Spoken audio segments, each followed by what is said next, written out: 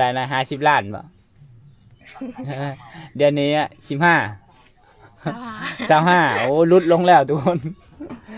เดือนนี้เขาดอง25 ล้านเด้อทุกคนเด้อ ลูกสาวลา ลูกชาวลา แล้วมีน้องคนหนึ่งน้องสาย ผู้ชาวนอนนำกันในท่าว่ามู่เอาผัวปะในเงาได้ แม่น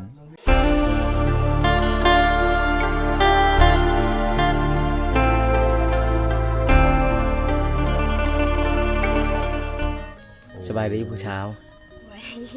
ชื่ออะไรนะเจ้า ชื่ออะไรเขา เอาถามชื่อบ้านหน้า ขี้อายบ่มีชื่อบ่ว่าบ่มีชื่อ ให้ค่อยฮ้องนะจ๊ะ สาวเอ็นนี่ ชาวเอ็นนี่ แม่ โอ้ถามชื่อกับบ่บอก เราจำชื่อ อา เรา ย บ่ได้ ทุกคนฮ้อนเนาะ หอนก็อดเอาครับบ่มักยัง ในไรนี่อันนี้ห้องนอนบ่ นี่ ห้องนอนเจ้านี่ห้องนอนเอ้ยโอ้คิดว่าห้องนอนเจ้า จะไปนอนเฮือนน่ะริ้ว อืม ฮะ เกิดสาวนา เป็นชาวนานชาวนานหรือชาวนาง สาวนา ชาวนางชาวนางเอาผัวเลยนะ ไปนอน ฮะน้องเรามีนะ บุญ บ่มีโอ้ก็คือชาวนางเอาผัวบันเลย อยู่เมือง อยู่เมืองเจ้าก็ไปส่งบ่โอ้ก็คือหมู่ชุมเจ้านี่ยังแต่เจ้ากับสาวริ้วชาวนางเอาแล้วมือได้เจ้าบัดนี่ มีใครว่า มีไฟมั่งบอกว่าเห็นยามกลางคืนผู้บ่าวมาหาอยู่ เจ้าขี้คุยเนี่ยเจ้าบ่ลมผู้บ่าวเจ้าเลือกหลาย เจ้าเลือกไล่บนเนาะ เด้เจ้าแชทนำไผซะ อืม ปัดโทรศัพท์เป็ดอยู่ ว่าบ่มีไฟ เจ้า มั่ น่าง จะมีเนี่ยเราเชื่องเลย อ่ะทุกคนมื้อนี้ก็มาเยี่ยมมายามน้องเอ็นนี่เดี๋ยวทุกคนมี FC พังไทยหลายคนบอกว่าน้องเพิ่นเฮ็ดหยังช่วงนี้คือบ่เห็นเบาใส่ไปอัปเดตก็คือน้องเพิ่นก็เฮ็ดให้เฮ็ดชวนนี่แหละทุกคนเลยช่วงในกระทางไร่ทางสวน อันนี้ก็ฮักก็มาเนาะจะไปตอนเช้าอาริวบ่เห็นใช่เหือนอาริวหรือค่อยยุ่งพูดเลย เดินลังไม้นะ หลังเห็นไหมนะ หลังเห็นไหมนะ บ่เห็นไผ ว้าวก็บ่เห็นแม่แล้วบ่เห็นหลานก็คือจะไปแต่ตอนเช้าทางไห้นะไปจังโมง ไป7 โมง ยังบ่แล้วบ่ หมด10 โมง อืม เขาคือจูดเลยให้นะเจ้ายังหากระถาง เราไปเชียร์ยานะ วันละทางให้เขาเลยจะจูดมาเลย นี่คันยังหมดแล้วมื้ออื่นก็ใช้อายนี่ไปซอย ให้ไปบ่ เก่งได้แล้วทางโอ้เพลงผู้สาวนั่นน่ะยืนอยู่ไกลนี่บอกเลยปุบปับ เสียหญ้าแห้งเก่งเคยแต่โอ้ยเก่งอยู่แล้วเนาะชีวิตสาวไฮสาวนา เก่งนางเบิ่ง นางเบิงอาหารยังกิน กินผัก กินผักโอ้อามาได้ใส่อามาได้ให้เพิ่นบอก นี่ ผักยังเขาเอิ้นภาษาบ้านเจ้านะ บัดเงี้ยว บัดเงี้ยว บัดเงี้ยวคือผักอีหยังไอ้ แบบนี้นะคือผักอันนั้น หัวย้อน ผักหัวย้อน โอ้หรือว่าผักกาดไฮอ๋อทุกคนน้องมาเป็นภาษามังกรก็คือผักแง่วเอาเวลาไทยคลิปก็โทรมาพี่น้องเอ้ยโทรศัพท์วิสัยวันนี้ก็ได้นะโทรมาเพิ่น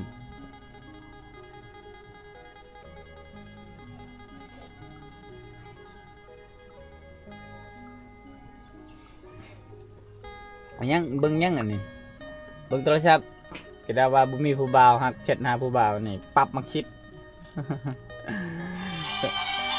เอาแล้ว เอาหน้าเพิ่น อืม บันชวน ไอ้ายมามื้อนี้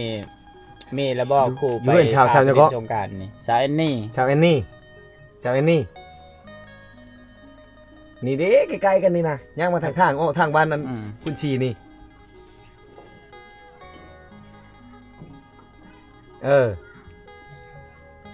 เห็นบนรถนี่ลงแต่เฮือนนั่นก็เลี้ยวมาทางนี้ก็เห็นรถนะ แม่นเรียกมาทางใต้บ่สาวเอ็นนี่ไอ้ายมามื้อนี้เป็นจังได๋สถานะฮะ เบิ่งปัวเจ้า จะมีผู้บ่าวแล้วบ่ ลงเทื่อนั่นก็ลงทางชาตินั่นก็เลี้ยวมาแต่ชาตินั่นเห็นแล้วรถ โอ้อย่าว่าได้สงกรานต์นี่ไอเห็นเจ้าไปนำผู้บ่าวระวังโลด ไปซาลิว ไปกับสาวเร็วโอ้ก็คือจะทานหน้าตอนนี้โชดโอ้สาวไอ้นี่เนี่ยอายุจักปีเลยไอ้ลืมเลยแต่โดนนะ 16 16 17สิเหลือ 16หรือ17 17 17 โอ้ เจ้าดิ คอยนะก็เล่า สาวนี่นะ แล้วสาวเร็วกว่า17เนาะชวน ชา ขาว ดอง นี่นี่นะ ชวนสาวนี่นั่นแหละ17แล้วคาดองเพิ่นก็ลุดเด้อตรงนี้เพิ่นว่าคาแพงยันมีพุ่นว่า แต่ก่อน แต่ก่อนอยากได้เท่าไหร่ แต่ก่อนเท่าใดนะ50 ล้านบ่ เดือนนี้อะ15 25โอ้ลุดลงแล้วทุกคน เดือนนี้เขาดอง25 ล้านเด้อทุกคนเด้อ ถ้าผู้ใดยังโสดยังซิง ขดองนะขันมากเลยเฮ็ดมาแต่งรถ ผู้ใดยังโสดยังซิงก็พอดีเลยสงกรานต์นี่น้องเพิ่นบ่มีผู้พาไป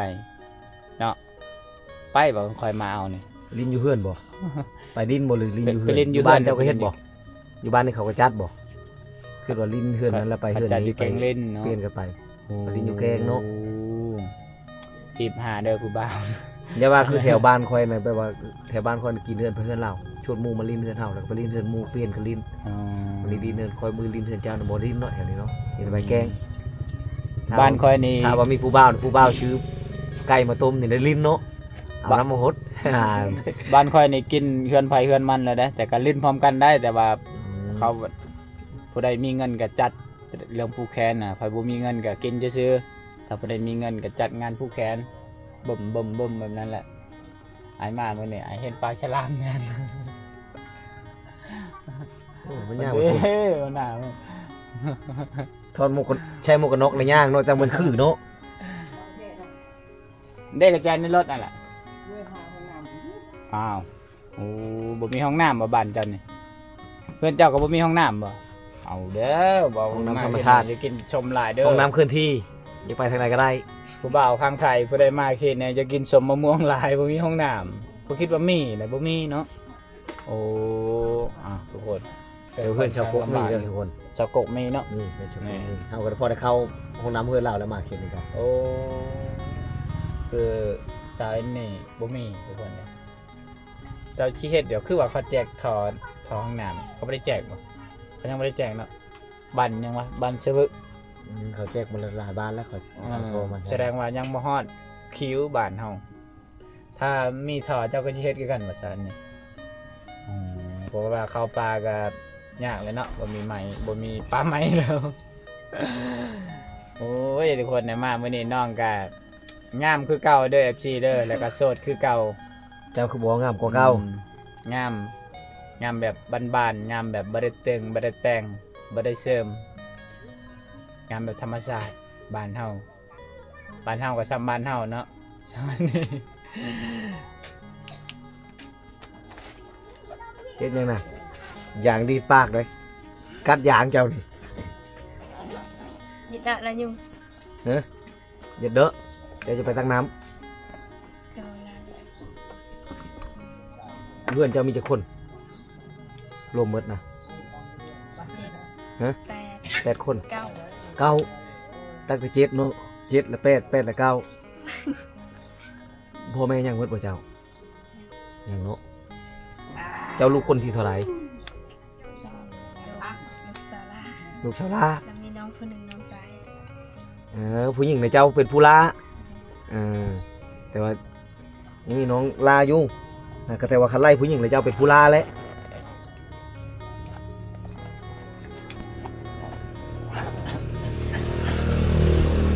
อันนี้น้ำเด้อผู้บ่าวเด้อ ใช่น้ำเย็นบ่ เย็น น้ำอยู่รถเฮาก็มี อยู่ในใจเย็นเนาะ ชาวแจกไปชื่อน้ำแล้วน้ำบ่เย็นแล้วเราใช้ตู้ท่าโอ้นั่นมันก็มี ใช้นี่ให้นอนในเอื้อยเจ้าบ่ได้นอนเอื้อยจ้ะ เป็นผู้ชายต้องมานอนเฮือนหมู่ เอื้อยนอนกับผัวแล้วเอื้อยจะมีผัวแล้ว ของนอนอ้ายอันนี้นะเอ้ยไผเอ้ยกัน เอื้อยไผ คันเอ้ยเราแท้ต้องมือเฮือนผัวแม่นแต่ว่าน่ะอัน เดี๋ นี้ ยวนี่เอื้อย เอื้อยไผเรา ลูกสะใภ้เนาะ อืม นี่ทุกคน สาวเร็วเจ้าคือยังบ่มีแฟนเจ้า ชาวเอ็นนี่ จะ ชาวเอ็นนี่ สาวนี่ เราใช่ไปเลย เจ้ามักสเปคไม่ได้ผู้ชายแบบเจ้ามักที่สุดนะ นั่งหน้าไปไป นั่งหน้าไอ้ป้าย ดำ บ่จักในวาวรอ ๆ แล้ว บ่ยังใน บ่จักสเปคเนาะ บอกว่ามักสเปคแบบใดก็ได้บ่แบบอ้ายนี่เอ้าบ่ แค่หักกันก็พอ แค่หากันก็พอ โอ้แบบใดก็ได้แค่ฮักกันก็พอโอ้แสดงว่ามาเด้อผู้ใดก็ได้ฟังลาวฟังไทยน้องบอกว่าบ่ติเรื่องหน้าตาขอแค่หักแพงกันแต่เมื่อโลด25 ล้านเราลดลงแล้วแต่ก่อนเราอยากได้ แต่ก่อนเราอยากได้50 ล้านนี่เราลดลงน้ำมันขึ้นขะดองลง เดี๋ยวน้ำมันลงขะดองเราจีขึ้น น้องบ่อยากโสดยันเท่าค้างบ้านเคสนี่19สาวนี่เท่าเลยเนาะตอนนี้17กำลังดีเลย กำลัง หาผู้บ่าวไว้ กำลังเฮ็ดเวียกเฮ็ดงานแข็งแรงนะนี่สงกรานต์นี่เพิ่นก็อยากมีครูพาไปเล่นสงกรานต์อีกอยากมีรถบ่มีรถเนาะอืม ย่างเอา อยากให้ผู้บ่าวมาอันน่ะฮับ ย่างไปแต่เช้าพอดีฮอดลิ้นฮอดตอนแรกเลย อ่าคนอื่น ย่างแต่ตอนแรกมาฮอดพี่แจ้งเลยฮอดเถินนี่แสดงว่าเจ้าไปลิ้นสงกรานต์นี่ต้องได้ใช้เวลา2มื้อเจ้าย่าง คนอื่นเขามีผู้บ่าวมาฮับส่วนสาวอันนี้กับสาวเร็วบ่มีผู้บ่าวมาฮับเนาะอยากได้คือหมู่หอนมือและผู้บ่าวมาฮับไปเล่นน้ำมาผู้ใดยังโสดยังว่างหัวใจยังว่างก็มาหาได้น้องบอกว่าบ่ติเรื่องหน้าตาขอแค่จริงใจหักเดียวใจเดียวผ่ากันสู้เห็นให้เห็นหน้า คันชงใจชงทางแล้วแม่นบ่เอาแม่นบ่ แม่น เอาบ่ เอาสองมาได้ บ่เอา เอาจะพูดว่าเอาเจ้าชาวเร็วก็เงาแล้วบัดนี้ ชาวนางไปแหละชาวนางเอาผัวปะแล้วบัดนี้ แต่ก่อนเก่งจะเพิ่นมี3คนนะ โอ้ มีสาวนางแล้วก็ เงาหลายเติบเด้อเนาะ อืม ทีมงานนี่คันว่าผู้ชาวนอนนำกันในท่าว่าหมู่เอาผัวปะในเงาเด้ แม่นแต่ต ถ้า อน มีดีตอนจัดงานดอกนี่เขาม่วนเขาติ้นเขาฟ้อนเขากินเหล้ากินเบียร์หลังจากนั้นเขาก็เงาแล้วบัดนี้ แม่นบ่ เห็นเจ้าโถชาวไทยเอาผัวปะเราเงาหลายเติบได้ ยังเกือบ จนให้ได้เราอะไร บ่สิ้นเนาะ เออ แม่น เจ้าบ่ได้ให้บ่ต่อหมู่ว่าผัวปะน่ะ ตอนนี้ก็ยังนอนเฮือนชาวนางอยู่เนาะอ๋อน้องชาวนางมีบ่ มีผู้ชายมีผู้ชายก็คือเราชาวลาเลย โอ้เจ้าของเฮือนเอาผัวแล้ว แต่ที่เจ้ายังนอนอยู่หันอยู่ ชาวก็อาริวแล้วนะเป็นนอน นอนบนเก้าได้บ่ใช่คันว่าย้ายบ่นอนนี่ยันผู้บ่าวมาผู้บ่าวไปเจอ อ๋อ ผู้บ่าวเคยมาหาอยู่หันได้เฮือนนี่มีผู้ชาว แม่ ไปย้ายบ่นอนผู้บ่าวสิหาบ่เห็น โอ้เนี่ยนั่นเว้ยโอ้กับโทษนั่นแหละเนาะว่าโทรศัพท์ก็มีอันนั้น แต่บ่ม่วนบ่ม่วนเนาะบ่เคยนอนนะฮะแล้วก็นอนม่วนเนาะนอนกันหลับ นอนอยู่หันจนได้ผัว โอ้นี่แหละทุกคนวิถีชีวิตสาวลาวเขตนี่นะก็จะเอาไปได้ชาวโสดเดี๋ยวก็จะนอนนำกัน3-4 คนอันผู้ใดเอาผัวแล้วก็ยังนอนนะสมมุติว่าไปนอนเฮือนใดอันใดผู้สาวเฮือนนั้นมีผัวคนใดที่บ่มีผัวก็ยังนอน ยังนอน โอ้ นี่ทุกคนวันนี้เราก็มาอัปเดตสาวลาว บรรยากาศยามแดงๆบรรยากาศก็คือแบบฮ้อนๆเนี่ยทุกคนแต่ว่าเฮือนแอนนี่นี่มุงหญ้าเนี่ยทุกคนจะไม่มีสังกะสีนะนี่เห็นบ่จะเป็นข้าวปอกข้าวโพดหอยไว้แบบโบราณเลยนะเอาไว้ปลูกเดี๋ยวฝนตกจะหน่อยก็เอาไปปลูกซอยนี่แล้วไปปลูกแตงลายๆเด้อเดี๋ยวอายสิไปฮือให้ซอย ปลูกมะแตงพี่กายในร้ายบ่มะแตง บ่มีปีนี้ปลูกหลายๆปีนี้เขาจะพาผู้บ่าวไทยไปปิด ปิดไปขาย เจ้าปลูกค่อยเป็นผู้ขาย บ่ได้ไปเล่น แบ่ง30 70เจ้าเอา30%ค่อย70% ผู้ปลูกผู้ปลูก30 30 ผู้ เจ้า ขาย70 ผู้ขาย70 เพราะว่าต้องอันน่ะแบบอันน่ะโฆษณาหลายเนาะ ขันเจ้าสิ5ไปขายน้ำค่อยละ50 บ่ใช่นี่สมมุติว่า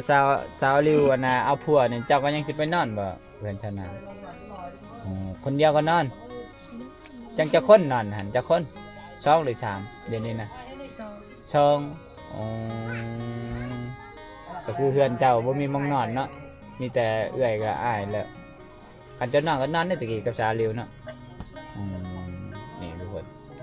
เป็นชานบ้านช่องประมาณนี้เด้อทุกคนเด้ออันนี้ก็สารบอลเอาไว้อันนั้นนะ มันตาเข้าตัวนั้นน่ะ นี่นั่นตัวนั้นก็ตากเขาได้มาเล่นมาแอนกันประมาณนี้แหละทุกคนเลยเป็นสารบ้านช่องของน้องก็บ่ได้ดูรามากมายเลยถ้าผู้ใดอยากมาเล่นก็มาได้น้องคนใจดีทุกคนเลยแต่ในอยู่ในกินนี่บ่มีต้องชื่อมาแต่เมือง ยามนี้นี่บ่มีหน่อไม้คันยามช่วงเดือนหน้าเดือน6ช่วงเดือน6เดือน7บ่อึอันกิน อืม สัตว์ป่าถือตีนชาวบ้านยังบ่ไป อีหยังน้ำไม้ หน่อไม้ โอ้ เป็นสายนี่เนี่ยเพิ่นนะจะบ่ค่อยไปหาน้ำไม้เนี่ยจนไปหาปลาผู้ใช้มอง เก่งได้เพิ่นไปหาน้ำไม้เป็นลายน้ำไม้ไล่เนาะบ้านเจ้าลายดี เดี๋ยวนี้บ่มีว่าน้ำไม้ออกใหม่นี่เดี๋ยวนี้เขาจูดมาแหละเขายังไม่ได้จูดบอกก็เรียกว่าตอนเขายังไม่ได้จูดเนี่ยมันป่งแบบตอนโตที่เขาทางบ่มีผู้แรกเขาจูดไปแล้วเนาะโอ้ทุกคนครับอนาคตนี้หากินกันยากน้ำอาบก็ยากเดี๋ยวนี้ไปอาบใช่เดี๋ยวนี้น้ำนะน้ำในแห้งเลย อาบน้ำมันดาน อาบน้ำบาดาลแล้วน้ำห้วยนะอาบบ่ได้แล้ว มันแห้งหมดเลยโอ้น้ำกินได้บัดนี้ ไปตักอยู่อันนะบ้านตะเสีย หมอตุ๊บไปตักอยู่บันไปเสียพุ่งปาติเถอะทุกคนเอ้ยน้ำกินเบิดแล้วบาดอันนี้ไปตักอยู่บันไปเสียอีก ไปตั้งน้ำอยู่บ้านครับผม แม่นนี่บ่มีน้ำกินเลยบ้านนั่นก็แห้งแหละบ้านนี้ปลาไม่ไหลนะ ไก่เท่าไรแต่นี่หาพุ่นน่ะ โว้จักเท่าไรกิโล ย่างบ่ รถนะ ลดแล้ว ขี่รถกับมันไก่โพด แม่นจักเท่าไรกิโลทุกคนเอ้ยนี่แหละลำบากเนาะเห็นนี่น้ำบาดาลก็กินบ่ได้โอ้นั่นพอจิ